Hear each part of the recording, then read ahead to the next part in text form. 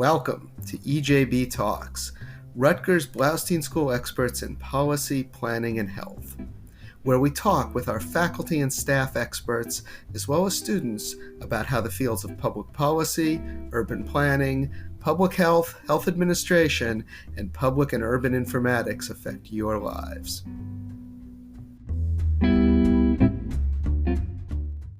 Welcome to EJB Talks. I'm Stuart Shapiro, the Associate Dean of the Faculty at the Blaustein School, and the purpose of this podcast is to highlight the work my colleagues and our alumni in the fields of policy, planning, and health are doing to make the world, the country, and New Jersey a better place. This week we're celebrating homecoming at Rutgers, and hence we are speaking to one of our alumni taking a break from our theme this season. Chris Goff suffered through several classes with me, was also on the Rutgers football team, and he lived to tell the tale. Chris, welcome to the podcast. Thanks, Stuart. Appreciate you having me. Tell us a little bit about why you decided to come to the Blaustein School. How much time do you have? Well, we don't want people to switch off, so. No, fair enough. So I came to the Blaustein School right out of undergrad. And so when I was a senior at Villanova University, I had 1 year of NCAA football eligibility left, and I wanted to use it. And I always, planned on going to grad school at some point. But if I wanted to use that year of eligibility, I had to do it right then and there. And so for me, I needed to find a university that, first and foremost had a strong graduate program that could really help me pursue my career goals. And then I also needed to find a school that had a strong football program where I thought I kind of had a chance to compete for a starting role. And so on the academic side, Rutgers as a university was a really good fit for me. And I knew I wanted to work in government someday. That was kind of a dream of mine. And at the time, I was particularly interested in environmental issues. So a master's degree in public policy with a concentration in environmental policy was something that was offered at the Blaustein School and was really appealing to me. And I knew the school. I came from New Jersey. I grew up here, and I knew the school had a strong reputation. And then on the athletic side, Rutgers had recently joined the Big Ten Conference, and playing on a stage like that was something that I had been interested in, since childhood, really. So it was kind of a dream come true in that sense, if I could make it work. And there were only a few universities as a whole that kind of checked all of the boxes. And then came, of course, the hard part of trying to convince, the graduate schools to accept me into their programs and convince the football coaches to offer me a spot on their teams. And somehow I was able to convince the admissions panel at the Blaustein School to let me in the door, and the football coaches were willing to give me a spot. And so it was kind of a no-brainer for me. Excellent. I don't remember it being a particularly close call, so I don't think you had to do a lot of convincing there. After you left the Blaustein School, you entered one of my favorite federal programs, one of, I think, an underrated and underknown program, the PMF program. Talk a little bit about the program and how you got into it. Sure. Yeah. Well, I guess I got to start by thanking the Jimmy Carter administration. That's right. Yeah, I think the program got started back in the late 70s, and the goal I think was to sort of attract folks who had grad degrees and might have some leadership potential into federal service. And so the program as it stands now, they have sort of an application process that opens every year, usually in the fall. And it starts with a test. There's an assessment that covers a few different areas. I think they cover, or at least when I took the test, it was situational judgment. So they ask you a series of questions about, what would you do in this scenario? They have a section that sort of covers your life experience, and then a section on writing and writing skills. So you kind of you send in your application, you take the test, and then it sort of goes into this black box. And a month later or so, they select a bunch of finalists from around the country. My year, I think there were about 400 people that were selected as finalists, and they come from a range of disciplines. So not just public policy, but folks that have degrees in the hard sciences, engineers, lawyers, nurses, you name it, kind of runs the gamut.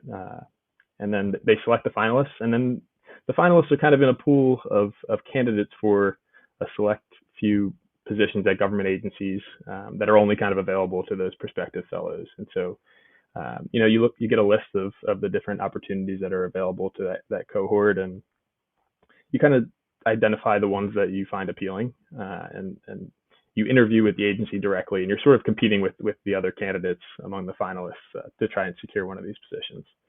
Um, and then if you're selected, you're essentially offered a full time 2-year fellowship in that agency that selects you. And during that time, you're largely treated as a regular civil servant. You're doing a job alongside other folks who are doing the same job but might not be a part of the fellowship program. But you're getting paid, and you're getting the same benefits that a civil servant would.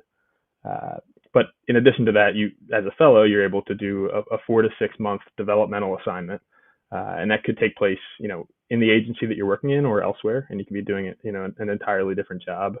It's not unheard of for someone to be, working in the Commerce Department as a fellow, but then do their rotation at the Department of State or NASA, something like that. And then in addition to that, they give you about 80 hours per year of specialized management and leadership training for each of the 2 years. And then at the end, which was the case for me, if you're able, if you're interested in continuing to do that kind of work, and the agency kind of, like the work that you did over the 2 years, you sometimes have the ability to kind of convert to a full-time permanent position, which is nice as well. And just to put a plug in right now, I think the PMF application is actually open right now. We're in the middle of the application window, so if any of your listeners are interested, I think they have a couple of weeks left to get their application in.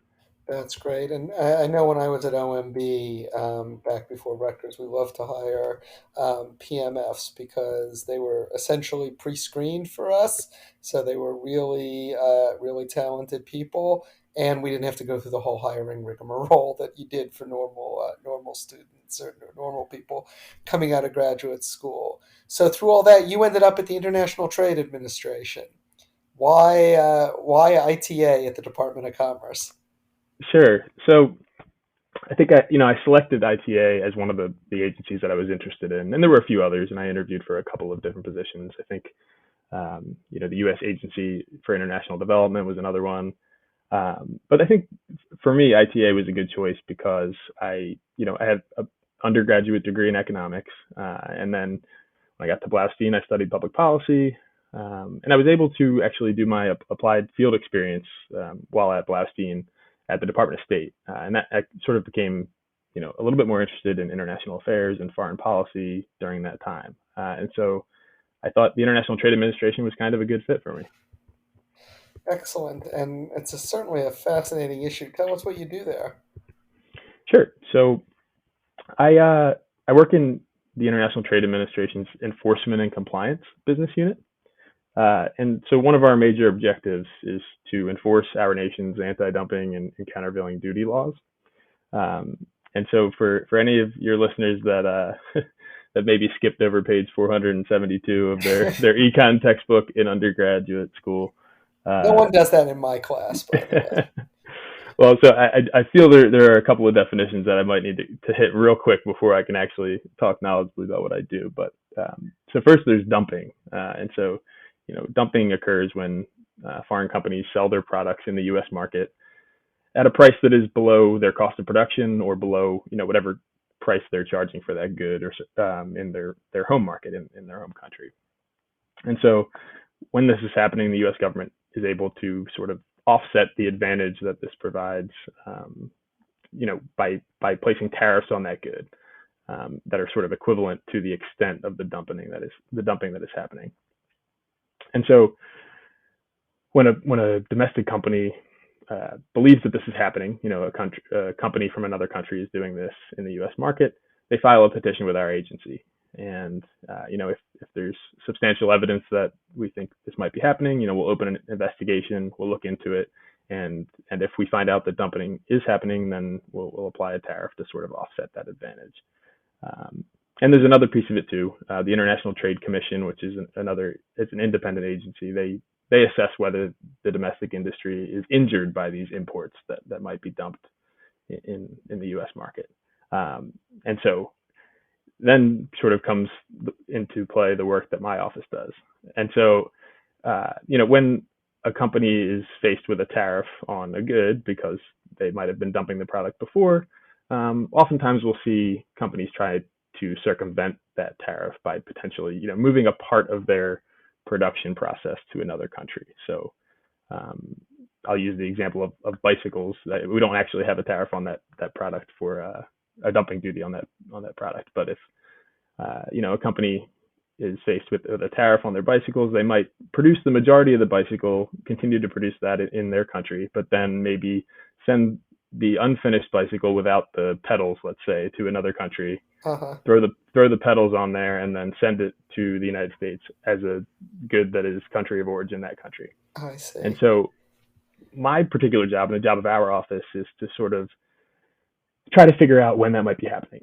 And if it is, or if we think there's decent evidence based on the publicly available information that is available to us, if we think there's sufficient evidence, we might open up an inquiry to see if it's happening, and if it is in fact happening, then that country or company would be subject to that same tariff that initially applied to that first country. Gotcha. So, you hear some of that and you think, man, page 472 of that econ textbook, it's kind of dry, but man, these are issues that have been hot, and particularly were hot under the Trump administration. What was living through trade policy over the past 4 years? And there's still a fair amount of attention to it. What was that like?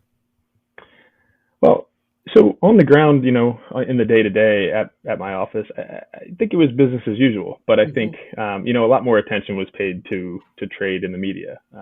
Right. And of course, I go home to Thanksgiving dinner, and family members want to talk a little bit more about what I do than they might have previously. Um, that kind of stuff. But generally speaking, it doesn't affect our work too much. The politicization of the whole process. Our work is primarily governed by the statute and the regulations that apply to us, and the outcomes of our investigations are generally guided by data and facts. Um, so Yeah, that's what a lot of people don't get about a lot of government jobs, right? I mean, it might even be with and you don't have to comment on this, but what the president didn't get, right, is that government, the agencies in the executive branch don't just change on a dime when the president changes. They have laws they have to follow. They have a job they're supposed to do. And unless they're really in the line of fire, then most of the work of government sort of churns on from day to day. yeah, I think that holds true. And in our instance in particular, in trade and especially in the administration of our anti-dumping and countervailing duty laws, which I'm working on, I think our work is supported pretty broadly, across both sides of the aisle in Congress, and so I think in that sense, things don't really change all that much from one administration to the other. Gotcha, gotcha. So as you look back at graduate school, what classes really served you well? You don't have to say mine. Which ones do you really say, wow, that really has come in handy as I've gotten used to life in the federal government?